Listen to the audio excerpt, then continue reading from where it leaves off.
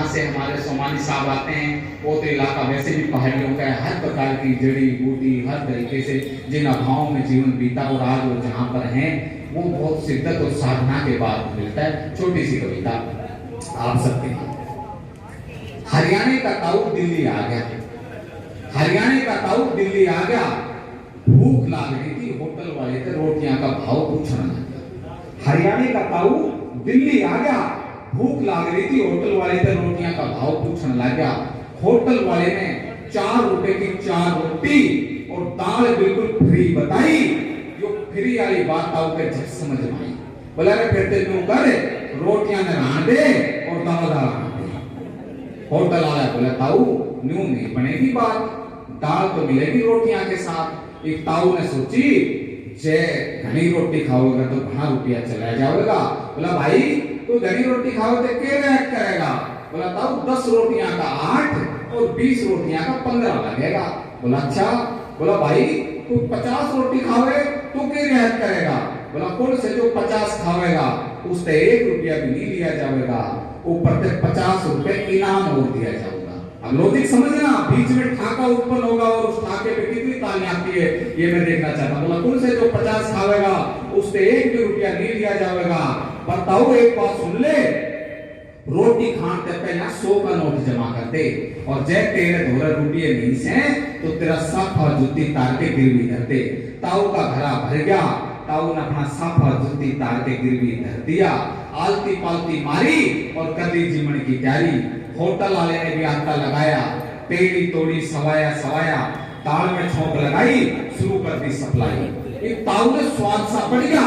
अब ध्यान रखना कविता का, एक ताऊ ने स्वाद सा पड़ गया, एक के झटके में 15 रोटी रगड़ गया, 3 कटोरी दाल सा पड़ गया। एक होटल वाले ने एक और छल कर दी, आटे की लोई पहले आटे डबल कर दी। एक होटल वाले ने एक और छल कर दी, आटे की लोई पहले आटे डबल कर दी। ताऊ टुकड़ टुकड़ देख रहा था, बेईमानी त्यागी पर बोला नहीं, चुप रहा, देखी जाती। 35 तो खागा जाती, 15 रहेगी बाकी। ताऊ था पुराना, ताऊ था पुराना पक्का शाना, जितनी रोटी खावे था उतनी लकीर लगाता जावे था, जितनी रोटी खावे था उतनी लाइन खींचता जावे था। जितनी रोटी पैरा लावे था मौका देके 1-2 लकीर भिजाने जावे था। जब रोटी होगी 30, क्योंकि वो आटे की लोई तो पहले डबल कर दी, जितनी रोटी लावे था 1-2 लकीर भिजाने जावे था।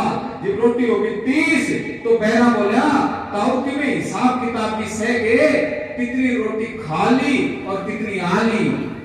ताऊ ने उससे लकीर गिनाई कि मैं कम थी पाई। ताऊ का पारा चढ़ गया और पैरे पकड़ गया। अब देखना चाहता हूं कितना समझेगा। ताऊ का पारा चढ़ गया और पैरे पकड़ गया। बोला रे बाता में कि मैं नानी जानी, बोला रे बाता में कि मैं नानी जानी, पता तो नहीं लकीर क्यों भिजानी। ताऊ ने भुरकटी तान दी और छो में भर के सारी लकीर खुद भिजान दी।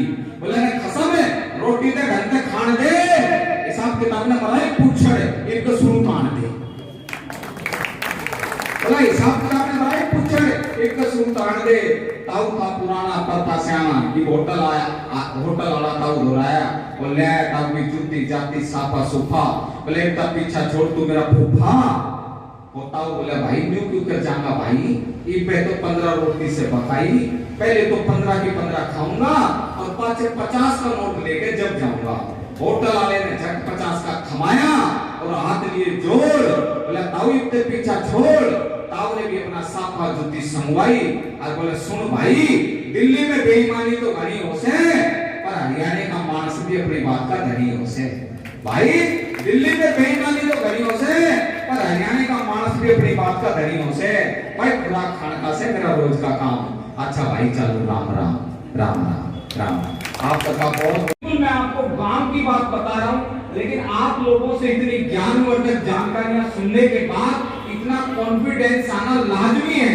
पहली बात सुनकर के आपको लगेगा कि थोड़ा सा बात अटपटी हो गई, लेकिन दूसरी बात पर आप लोगों की तालियां इस बात का गवाही देंगे कि ये काम होना चाहिए। अपने पत्रकार बंधुओं का भी मैं ध्यान चाहता हूं कि क्या लड़के ने लड़की से कहा कानून के अभाव में, आज तो घटनाएं आम बढ़ रही हैं, रेप के केस बढ़ रही थी, घटनाएं बढ़ गई है। लड़के ने लड़की से कहा टूटे, वो लड़के ने लड़की से कहा